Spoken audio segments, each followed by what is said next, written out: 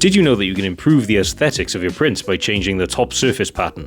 You can print a model like this from Makerworld to compare the different surface patterns to see which one's your favourite. However, I want to show you how to do this yourself in your slicer.